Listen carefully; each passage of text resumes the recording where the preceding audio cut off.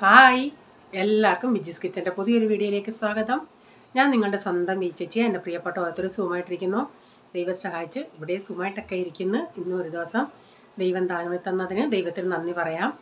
അപ്പോൾ ഇന്ന് ലൈവൊക്കെ ഉണ്ടായിരുന്നു. 3 മണിക്ക് ലൈവ് കഴിഞ്ഞിട്ട് ഇപ്പം ഞാൻ വീഡിയോ ഇടുക കേട്ടോ. അപ്പോൾ എല്ലാ സൺഡേയും ലത പറഞ്ഞതുപോലെ ചിന്തിക്കുന്നത്, എല്ലാ സൺഡേയും ഒരു 3 മണിക്ക് ലൈവ് വരാമെന്നാണ് ചിന്തിക്കാത്തവരെ എല്ലാവരും കാണുമല്ലേ, അങ്ങനെ ചിന്തിക്കുന്നത്. പിന്നെ എന്തെങ്കിലും വ്യത്യാസം ഉണ്ടെങ്കിൽ ഞാൻ കമ്മ്യൂണിറ്റിയിലിടാം. പിന്നെ ഇടയ്ക്കെങ്ങാനും സമയം കിട്ടുവാണ്, നമുക്ക് വരുവാണെങ്കിൽ ഇടാൻ നോക്കാമേ. ഞാൻ പറഞ്ഞില്ല, ഞാനിപ്പം ഇത്രയും വർഷം ആയി ചാനൽ തുടങ്ങിയിട്ടെങ്കിലും ലൈവ് ഇങ്ങനെ പോയിട്ടില്ല. അപ്പോൾ ഇപ്പോൾ എനിക്ക് മനസ്സിലാവുന്നത് ഞാൻ ഇത്രയും നാളും വരാതിരുന്നത് കഷ്ടമായി പോയത്. കാരണം നിങ്ങളുമായിട്ടൊക്കെ ഒത്തിരി കമൻറ്റിൽ എഴുതുന്നതും നമ്മൾ ഇങ്ങനെ ഉടനെ മറുപടി പറയുന്നതായിട്ട് ഒരു വ്യത്യാസമുണ്ട്. നമ്മൾ തമ്മിൽ ഒന്നുകൂടെ ഒരു ആത്മബന്ധം വരുന്നത് പോലെ എനിക്ക് തോന്നി. അതുകൊണ്ട് കഴിവതും നിങ്ങൾ ലൈവ് ഇടുമ്പം വരണേ. പിന്നെ ഇന്നത്തെ വീഡിയോ എനിക്കന്ന് വയ്യാതിരുന്ന സമയത്ത് ആ സമയത്ത് ഉള്ള ഒരു ദിവസത്തെ വീഡിയോയാണ്. പിന്നെ നാളെ നല്ലൊരു വീഡിയോ റീച്ചാൻ്റെ ബർത്ത്ഡേയുടെ അന്ന് ഞാൻ സോപ്പായി പോയി. റീച്ചാൻ്റെ കാര്യം അതൊക്കെ ഉള്ളൊരു നല്ലൊരു കോമഡി ഇതുണ്ട് കേട്ടോ. ഞാൻ ഇന്നെന്നാ അത് ഇടാമെന്ന് പറഞ്ഞിരുന്നത്. പിന്നെ ചിന്തിച്ചു പോവേണ്ട, അത് ഇച്ചിരി കുറച്ച് കട്ടിങ് ഒക്കെ ഉണ്ട് കേട്ടോ. ഒത്തിരി കുറച്ച് ചില സ്ഥലം ലെങ്തായി അങ്ങനെയൊക്കെയുള്ള ഭാഗങ്ങളൊക്കെ ഉണ്ട്. ഇന്നത്തെ വീഡിയോയും കാണുക, കണ്ടിട്ട് നിങ്ങൾ അഭിപ്രായം പറയണേ. പിന്നെന്തെങ്കിലും ഉണ്ടോ? പിന്നൊന്നുമില്ല. ഞാനന്ന് പറഞ്ഞില്ല എനിക്ക് ചുമയുണ്ടെന്ന്. അപ്പം ജയശ്രീ പറയാമായിരുന്നു, ഇത് സബ്സ്ക്രൈബർ എൻ്റെ,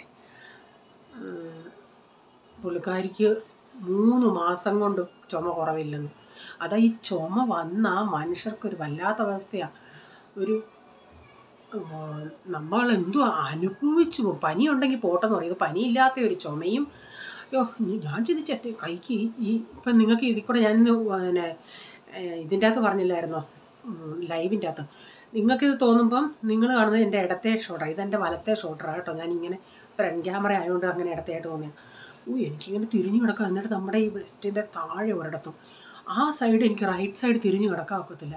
സത്യം പറഞ്ഞാൽ 1 ദിവസമായി, 2 ദിവസമായി, 3 ദിവസമായി. അപ്പം ഞാൻ ആദ്യമൊക്കെ ചിന്തിച്ച് ചുമയുടെ ആയിരിക്കുമെന്ന്. പിന്നെ ഇങ്ങനെ 3 ദിവസമൊക്കെ ആയിട്ടും പോകാതിരുന്നു. അപ്പോൾ റീച്ചാൻ പറഞ്ഞ് പെയിൻ കില്ലർ വല്ലതും ഉണ്ടെങ്കിൽ എടുത്ത് കഴിച്ച് നോക്കുന്നു. പെയിൻ കില്ലർ കഴിക്കുമ്പോൾ വേദന അങ്ങ് നിൽക്കുമായിരുന്നു. മനസ്സങ്ങ് നമ്മുടെ അങ്ങ് വല്ലാത്ത ഒരു ഇതായിപ്പോയി. പക്ഷേ ഇപ്പം അങ്ങ് മാറി. ചുമച്ചിട്ടായിരുന്നു എൻ്റെ മക്കളുമാരെ ഇവിടെ വരെ എനിക്ക് അവിടെ ഇങ്ങനെ ശ്വാസം ഒന്ന് എടുക്കുന്നുണ്ടെങ്കിൽ നമ്മുടെ ഈ നെഞ്ചിനോട്ടങ്ങ് വന്ന് മനുഷ്യനെ കൊല്ലുന്ന ഒരു ചുമയെന്ന് വെച്ചാൽ കൊല്ലുന്ന ഒരു ചുമ. കൈ ഇങ്ങനെ എനിക്കിത് പൊക്കാക്കത്തില്ല. ബൈ ചാൻസ് നമ്മൾ വാക്കെല്ലാം ഒന്ന് തിരിഞ്ഞാൽ ഞാൻ അയ്യോ എന്ന് നിലവിളിക്കും. കൊച്ചുങ്ങളെ കാണാൻ അവിടെ ഉണ്ടെങ്കിൽ കൊച്ചുങ്ങൾ ഓടി വരും, എന്തോ മമ്മീന്നും പറഞ്ഞ്. അതുപോലുള്ള ഇതായിരുന്നു. എൻ്റെ കണ്ണിൽ നിന്ന് കുടുകൂടാ വെള്ളം വരും. എനിക്ക് പറയാക്കത്തില്ല, കാരണം ശ്വാസം എടുക്കാൻ പറ്റത്തില്ല. അതുപോലെ ഇവിടെ എന്തോ ഞാൻ ചിന്തിച്ചു അറ്റാക്കാണോ ഇന്ന് വേണ്ട. ഓക്കെ, ഇനി നമുക്ക് വീഡിയോയിലോട്ട് പോകാമേ. നിങ്ങളെ ബോറടിപ്പിക്കുന്നില്ല.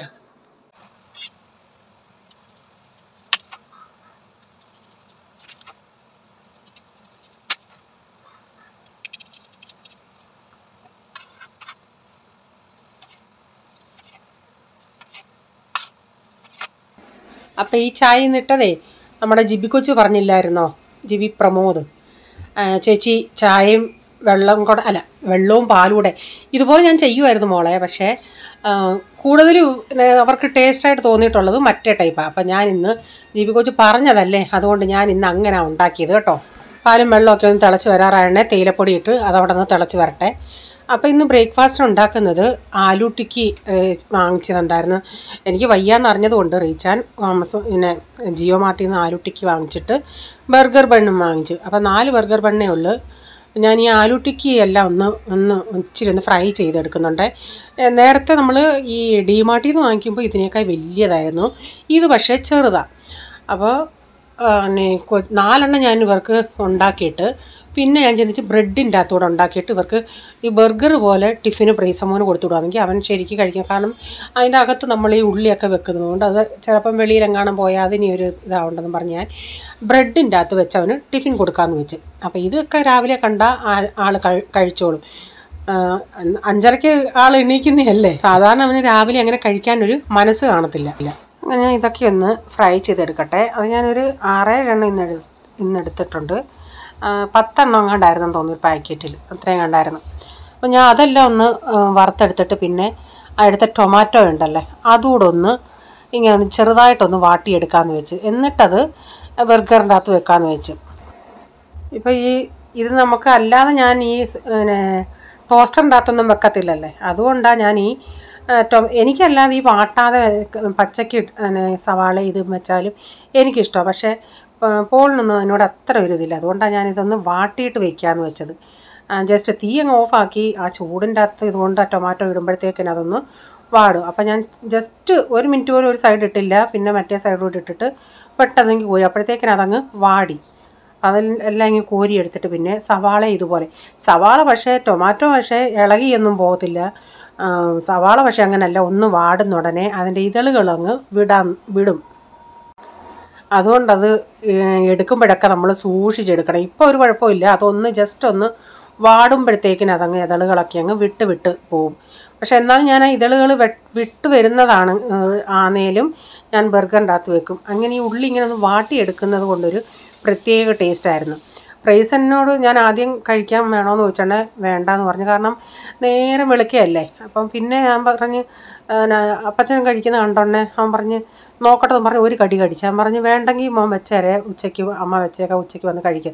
കാരണം ഈ ബർഗർ എന്നൊക്കെ പറയുമ്പോൾ പിള്ളേർക്ക് ഭയങ്കര ഇഷ്ടമല്ലേ. മോന് ഞാൻ ഉച്ചയ്ക്ക് വെച്ചേക്കാം, ടിഫിൻ അമ്മ ഇത് തിന്ന് വിടുന്നില്ല, ഇതേ പാറ്റി വെച്ചിട്ട് ബ്രെഡിൻ്റെ അകത്ത് വെച്ച് തരാമെന്ന് പറഞ്ഞു. ഒരു കടി കടിച്ചപ്പോൾ ആൾക്ക് ഇഷ്ടമായി. ആൾ പറഞ്ഞ് ഞാൻ കഴിച്ചിട്ട് പോവാന്ന്. ജീവിതത്തിൽ അങ്ങനെ ഒരു സംഭവമില്ല. 6 മണി പോലും ആയില്ല 5:45 കഴിക്കുന്നത്. അപ്പം ഞാൻ ഇതിൻ്റെ അകത്ത് ഇച്ചിരി മയോണൈസും ടൊമാറ്റോ സോസൊക്കെ തേച്ചിട്ട് ഈ സവാള ഇതുകൂടി ഇങ്ങനെ ഇതിൻ്റെ ഓരോന്നിനെ മറ്റേ വെച്ചിട്ട് ഓരോ ടിക്കിയും കൂടെ വെച്ചിട്ട് ഞാനതൊന്ന് പാനിൻ്റെ അകത്ത് വെച്ചിട്ട് ഒന്നുകൂടെ അതിനെ ഒന്ന് ചൂടാക്കി. അപ്പം ഇച്ചിരി ബട്ടർ വല്ലതും ഉണ്ടെങ്കിൽ, ബട്ടറൊന്നും ഇല്ലായിരുന്നു, ഇതിൻ്റെ മുകളിൽ തേച്ചാൽ കുറേയും കൂടെ നല്ലതാണ്. അവർക്ക് 4 പേർക്ക്, ഞാൻ പിന്നെ ബ്രെഡാണ് ഉണ്ടാക്കി കഴിച്ചത്. 4 പേർക്കുള്ളതേ ഉള്ളായിരുന്നു. ആ ഒരു പാക്കറ്റിൽ ഇതേ ഉള്ളായിരുന്നു. ആ കടയിൽ റൈച്ചാൻ വൈകിട്ട് രാത്രിയിലാണ് വാങ്ങിച്ചതുകൊണ്ട് ഈ ബർഗർ ബണ്ണ് കടയിൽ നിന്ന് വാങ്ങിക്കുമായിരുന്നു, ആലു ടിക്കി ജിയോ മാർട്ടിൽ നിന്ന് വാങ്ങിക്കുമായിരുന്നു. അപ്പോൾ ഇതിൻ്റെ അകത്ത് ഞാനിങ്ങനെ ഇച്ചിരി ടൊമാറ്റോയൊക്കെ വെച്ചിട്ട് അതൊന്ന് ടോസ്റ്ററിൽ വെച്ചൊന്ന് ടോസ്റ്റ് ചെയ്തെടുക്കട്ടെ. ഇതത്ര എളുപ്പമൊന്നുമല്ല രാവിലെ ഇതൊന്നും, നമുക്ക് ഇഡ്ഡലിയും ദോശയുമായി എളുപ്പം. ഇതെല്ലാം പച്ചക്കറിയൊക്കെ കട്ട് ചെയ്ത് വന്നപ്പോഴത്തേക്കിനൊക്കെ കുറേ സമയമായി. അങ്ങനെ ഇനി ഞാൻ ചായയും കൂടെ എടുക്കട്ടെ. റീച്ചാൻ ചായ കൊണ്ട് കൊടുത്തിട്ടാണ് റീച്ചാനെ എണ്ണിപ്പിക്കുന്നത്. ഇനി ഞാനോട് എടുക്കട്ടെ.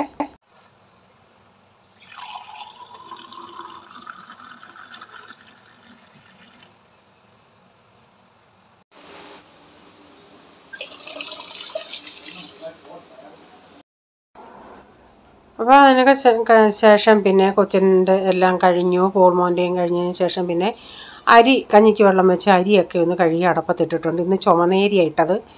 ഇനി ചുമന്നേരി ഇത് ലാസ്റ്റായിരുന്നു, ഇനി പുതിയത് വാങ്ങിക്കണം.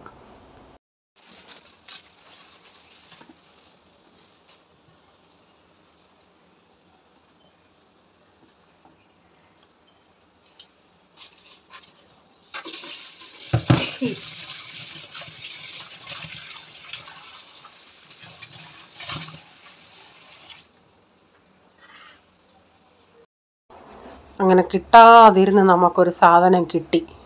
ഇതിൻ്റെ ഇച്ചിരി ചാറേലും മതിയെന്നും പറഞ്ഞിരുന്നതാ. റീച്ചാനിപ്പം വെളിയിലോട്ട് പോകണേ, അവിടെ നമ്മുടെ ഇവിടെ ഇരിക്കുന്ന മീൻകാരി അപ്പം എൻ്റെ അടുത്ത് വിളിച്ച് ചോദിച്ച് 5 എണ്ണം. റീച്ചാൻ എൻ്റെ അടുത്ത് ഒന്ന് വെയിറ്റ് നോക്കുകയാണേ 800 ഗ്രാം 300 രൂപ. കുഴപ്പമില്ല, ഇപ്പോഴത്തെ സമയ കണക്കിന് കുഴപ്പമില്ല. മീൻചാറയിലും കിട്ടിയാൽ മതി, വായിക്കൊരു രുചിയില്ല. അപ്പം അതിൽ നിന്ന് കറി വയ്ക്കണം. സാമ്പാർ ഇരിപ്പുണ്ട്. ഓക്കെ, അപ്പം നിങ്ങൾ എന്തൊക്കെയാണ്, മീനില്ലെങ്കിൽ ചോറിറങ്ങത്തില്ലയോന്ന് എന്തോ ചെയ്യാനാ, എനിക്കങ്ങനെ ആയിപ്പോയി. മീൻ അങ്ങനെയില്ല, നിർബന്ധമില്ല. പക്ഷേ ഇപ്പോൾ ഈ കുറേ നാളായി മീൻ കഴിച്ചിട്ട് പിന്നെ ഈ നമുക്ക് വായിക്കൂടെ രുചിയില്ലാതായപ്പം ഇതൊന്നും നമുക്ക് ഇച്ചിരി എരിവുള്ള ഇതൊന്നും കൂട്ടാതാകുമ്പോൾ ഒരു വല്ലാത്തൊരിത്. അതുകൊണ്ട് ചിന്തിച്ചതാ ഇച്ചിരി മീൻ. എന്നാൽ ഈ മീനിൻ്റെ വിലയ്ക്ക് ചിക്കൻ നമുക്കൊരു കിലോ കിട്ടും. എനിക്ക് ചിക്കനോട് അത്ര താല്പര്യമില്ല. ഇച്ചിരി മീൻ കഷണം വേണമെന്നില്ല, ആ ചാറ് മതി. അപ്പോൾ ഞാൻ ആദ്യം ചിന്തിച്ചു കണ്ടെണ്ണേ, ഇപ്പോഴത്തെ മീനൊന്നും ഇല്ലാതിരിക്കലേ ടേസ്റ്റ് കാണുമോ എന്തുവാന്നുള്ളത്. പക്ഷേ വെച്ചുടനെ നല്ല ടേസ്റ്റ് ഉണ്ടായിരുന്നു. ഞാനതിലെ തല ഒരെണ്ണം കറിക്കകത്തിട്ടു, ബാക്കി ഞാൻ ഇങ്ങനെ എടുത്തിട്ട് മസാല പുരട്ടി വെച്ച് ഇല്ലേ ഇച്ചിരി എണ്ണ ഒഴിച്ച് ഡീപ് ഫ്രൈ പോലെ ചെയ്യാന്ന്. ആ തലയ്ക്കും നല്ല ടേസ്റ്റ് ഉണ്ടായിരുന്നു. നമുക്കറിയാമല്ലോ ചില മീനുകൾ. ഇത് എനിക്ക് രണ്ടെണ്ണത്തിനോടൊരു ഡൗട്ടുണ്ടായിരുന്നു. കാരണം അത് ഇച്ചിരി ഫ്ലാറ്റ് പോലായിരുന്നു. പണ്ട് ഫ്ലാറ്റ് പോലെ ഇരിക്കുന്ന മീൻ അത്ര രുചിയില്ലെന്ന്. ഇതങ്ങ് കുഴപ്പമില്ലായിരുന്നു കേട്ടോ, നല്ല ടേസ്റ്റ് ഉണ്ടായിരുന്നു. നമുക്കറിയാമല്ലേ, കറി വെച്ചിട്ടും തിളച്ച് വരുമ്പോഴും അങ്ങനെ ഒരു പന്ന സ്മെല്ലൊന്നും ഇല്ലായിരുന്നു. ഉണക്കമീൻ്റേതായ ഒരു സ്മെല്ലൊന്നും ഇല്ലായിരുന്നു. നല്ല മീനായിരുന്നു. ഞങ്ങൾ ഓൺലൈനിൽ നോക്കിയോണ്ടേ 25 മത്തി 500 രൂപ. ഞാൻ പറയോ വേണ്ടേ, 25 മത്തി എന്തോ കാണും, വലുതാണോ ചെറുതാണോ ആർക്കറിയാം. അപ്പം ഞാനിതൊന്ന് വെട്ടിയെടുക്കട്ടെ. ചിലതിൽ പരിഞ്ഞിലുണ്ടായിരുന്നു, പക്ഷേ ആ പരിഞ്ഞിൽ ഒത്തിരി മൃഷയുള്ള പരിഞ്ഞിലല്ല, ഇങ്ങനെ ചെറിയ കുഞ്ഞു പരിഞ്ഞിലായിരുന്നു. അതുകൊണ്ട് പരിഞ്ഞിലൊന്നും എടുത്തില്ല. ഇതെല്ലാം ഞാനൊന്ന് വെട്ടിയെടുക്കട്ടെ. ഇന്നലത്തെ സാമ്പാർ ഇരിപ്പുണ്ട്, തോരനും ഇരിപ്പുണ്ട്. ഇനി ഇതുകൂടെ ഒന്ന് കറി വെച്ചാൽ മതി. ഇത് പക്ഷേ നാട്ടിൽ നിന്ന് ഇപ്പോൾ കൊണ്ടുവന്ന ചട്ടിയാണ്. അവിടെ ഞാൻ ഒരു ദിവസം അടുപ്പിൽ വെച്ചിട്ടാണ് കൊണ്ടുവന്നത്. അപ്പോൾ അന്നേരം എനിക്ക് അത്രയും മനസ്സിലായില്ല. പക്ഷേ ഇവിടെ കൊണ്ടുവന്നിട്ട് അങ്ങോട്ട് ചൂടാകുമ്പോഴേതാണ് ഇതുപോലെ അങ്ങ് പുകയെന്ന്. അപ്പോൾ ഞാൻ അതാ എക്സോസ് കൂടെ ഇട്ടതാണ്. ആ പുക എനിക്ക് അടിക്കുവാണെങ്കിൽ എനിക്ക് ഒന്നുകൂടെ ചുമ കൂടും. അതുകൊണ്ട് ഞാൻ എക്സോസ് ഇട്ടതാണ്. അത് ഞാൻ തീ ഏറ്റവും കുറച്ച് വെച്ചേക്കുക. ഞാൻ ആ ചൂടിൽ തന്നെ നോർമൽ തീയിൽ ആ വെള്ളം വറ്റാനിരുന്ന ആ പുകയുടെ സ്മെല്ലുകൊണ്ട് നമുക്ക് ചുമ വരും. അതുകൊണ്ടാണ് ഞാൻ പിന്നെ അങ്ങ് ടിഷ്യൂ പേപ്പറും കൊണ്ട് ആ വെള്ളം അങ്ങ് തുടച്ചത് പെട്ടെന്ന്. ഇപ്പോഴത്തെ ചട്ടികളൊക്കെ വെറും കളിപ്പീര. പണ്ടൊക്കത്തെ ചട്ടികളൊക്കെ എത്ര വർഷം ഉപയോഗിച്ചിട്ടുണ്ടെന്നറിയാമോ? എൻ്റെ അടുത്ത് കഴിഞ്ഞിടെ പുതിയ സബ്സ്ക്രൈബറാണെന്ന് തോന്നുന്നു മീൻകറിയുടെ റെസിപ്പി ചോദിച്ച്. ഞാൻ ഉണ്ടാക്കുന്ന മീൻകറി വെളിച്ചെണ്ണയാണെങ്കിൽ വെളിച്ചെണ്ണ ഒഴിക്കുക. എന്നിട്ട് ഇഞ്ചിയും വെളുത്തുള്ളി, ഞാനൊരു 12-13 അല്ലി വെളുത്തുള്ളിയും നല്ലൊരു കഷ്ണം ഇഞ്ചി അതുകൂടെ ചെറുതായിട്ട് ഇങ്ങനെ അരിഞ്ഞ് അതൊന്ന് അടപ്പത്തിട്ട് ഇങ്ങനെ ഒന്ന് വഴറ്റിയിട്ട് ആവശ്യത്തിനുള്ള കറിവേപ്പില ഇട്ടൊന്ന് വാട്ടിയെടുക്കുക. തീ നമ്മൾ ഗ്യാസിലൊക്കെ വെക്കുമ്പോൾ ഇച്ചിരി മീഡിയം ഫ്ലെയിമിൽ വെക്കണേ. അപ്പം ഞാനൊരു ഇച്ചിരി മഞ്ഞൾപ്പൊടി ഇട്ടിട്ട് തന്നു ഇന്ന് ഇളക്കിയെടുക്കുന്നുണ്ട്. എന്നിട്ട് നിങ്ങളിപ്പം ആദ്യമായിട്ട് ചെയ്യുന്നവരാണെങ്കിൽ നിങ്ങൾക്ക് വേണമെങ്കിൽ ഈ ചട്ടി തന്നെ പൊടി ഇട്ടും ചെയ്യാം. പക്ഷേ ആദ്യമായിട്ട് ചെയ്യുന്നവരാകുമ്പം ചട്ടിയിൽ ഡയറക്റ്റ് ഇട്ട് കൂടി മൂപ്പിക്കണ്ട. സെപ്പറേറ്റ് ഒരു പാത്രത്തിൽ ഇതുപോലെ എടുത്തിട്ട് ഞാനിപ്പം ഒരു 800 ഗ്രാം മീനുണ്ടല്ലോ, ഒരു 10 കഷ്ണം മീനുണ്ടായിരുന്നു. അതിന് വേണ്ടി ഒരു 5 ടേബിൾ സ്പൂൺ കാശ്മീരി മുളക് പൊടി മാത്രം എടുത്തേക്കുന്നത്. അല്ലാതെ എരിവൂടെ ചേർക്കുന്നുണ്ടെങ്കിൽ അതനുസരിച്ച് നിങ്ങൾ ചേർക്കണേ. അപ്പോൾ കാശ്മീരി ആകുമ്പോൾ അധികം എരിവില്ല. ഇതിൽ തന്നെ ഞാൻ ഇച്ചിരി വെള്ളം ഒഴിച്ചിട്ട് നന്നായി ഒന്ന് കുഴച്ചിട്ട് ചട്ടിയിലിട്ടിട്ട് നന്നായി ഒന്ന് ചെറിയ തീയിൽ അതൊന്ന് മസാലയൊന്ന് മൂപ്പിച്ചെടുത്തത്. നമുക്ക് മനസ്സിലാവും ആ മസാല വെന്ത് വരികയും അതിൻ്റെ അകത്തുനിന്ന് എണ്ണ ഇങ്ങനെ വിട്ട് വരുന്ന സമയം വരെ ഇങ്ങനെ ഇളക്കി കൊടുത്തുകൊണ്ടേ ഇരിക്കണം.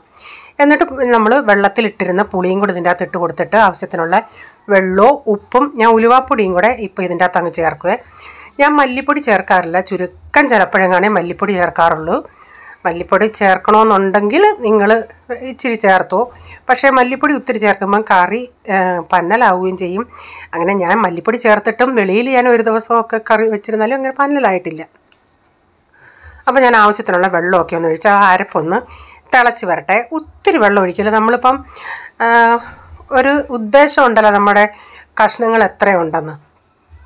നിങ്ങൾക്കൊന്നിയിൽ ചട്ടിക്കകത്ത് മീൻ കഷ്ണങ്ങൾ ഇട്ടിട്ട് വേറൊരു പാത്രത്തിൽ ഇങ്ങനെ തിളപ്പിച്ചിട്ട് അരപ്പിങ്ങനെ തിളപ്പിച്ചിട്ട് ഇങ്ങനെ ഈ അരപ്പ് ആ മീനിൻ്റെ അകത്ത് ഒഴിക്കാം.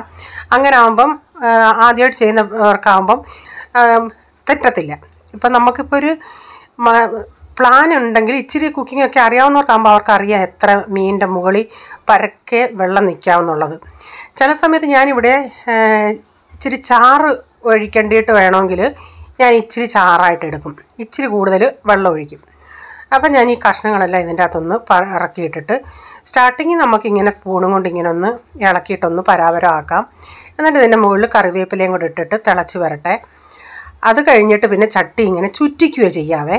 നല്ല കറിവേപ്പില ഇട്ട് കൊടുത്തിട്ട് പകുതി അടപ്പ് ഇച്ചിരി ഒന്ന് ഗ്യാപ്പ് ഇട്ടിട്ട് അടപ്പ് അടച്ചു കൊടുക്കണേ. അപ്പോൾ ഞാൻ കുറച്ച് നേരം കഴിഞ്ഞ് മീനൊക്കെ വറ്റി. പിന്നെ എനിക്ക് അതിൻ്റെ വീഡിയോ ഞാൻ എടുക്കാൻ വിട്ടുപോയി. പിന്നെ രാത്രിയിൽ അത്താഴം എടുക്കാൻ വന്നപ്പോഴാണ് ഞാൻ മീനിൻ്റെ വീഡിയോ എടുത്തില്ലല്ലോ എന്ന് ചിന്തിച്ചത്. അപ്പം വൈകിട്ട് ഞാൻ ഒന്ന് കാണിക്കാൻ. മീനൊക്കെ വറ്റിയായിരുന്നു, കുറച്ചൊക്കെ കറി വറ്റി നല്ല സെറ്റായിട്ട് ഇരിപ്പുണ്ട്. അപ്പോൾ ഇന്നത്തെ വീഡിയോയിലെ വിശേഷങ്ങൾ ഇതൊക്കെയായിരുന്നു. നിങ്ങൾക്ക് വീഡിയോ ഇഷ്ടമായെങ്കിൽ ലൈക്ക് ചെയ്യണേ, നിങ്ങളുടെ അഭിപ്രായം കമൻറ്റിൽ കൂടെ അറിയിക്കണേ. സബ്സ്ക്രൈബ് ചെയ്യാതെ ആരെങ്കിലും വീഡിയോ കാണുന്നുണ്ടെങ്കിൽ നിങ്ങൾക്ക് വീഡിയോ ഇഷ്ടമായി വീണ്ടും ഈ ചാനൽ കാണണമെന്ന് ആഗ്രഹമുണ്ടെങ്കിൽ ഒന്ന് സബ്സ്ക്രൈബ് ചെയ്തിട്ട് ബെല്ലേക്ക് ബട്ടണോടെ പ്രസ് ചെയ്യുകയാണെങ്കിൽ ഓൾ എന്നൊരു ഓപ്ഷൻ വരും. അതോടെ പ്രസ് ചെയ്യുകയാണെങ്കിൽ ഞാനെന്ന വീഡിയോയുടെ നോട്ടിഫിക്കേഷൻ നിങ്ങൾക്ക് എന്നും വരുന്നതായിരിക്കും. ഇനി ഒരു പുതിയ വീഡിയോയുമായി വരും വരെ bye. God bless you all. Thank you. Take care. Bye. See U.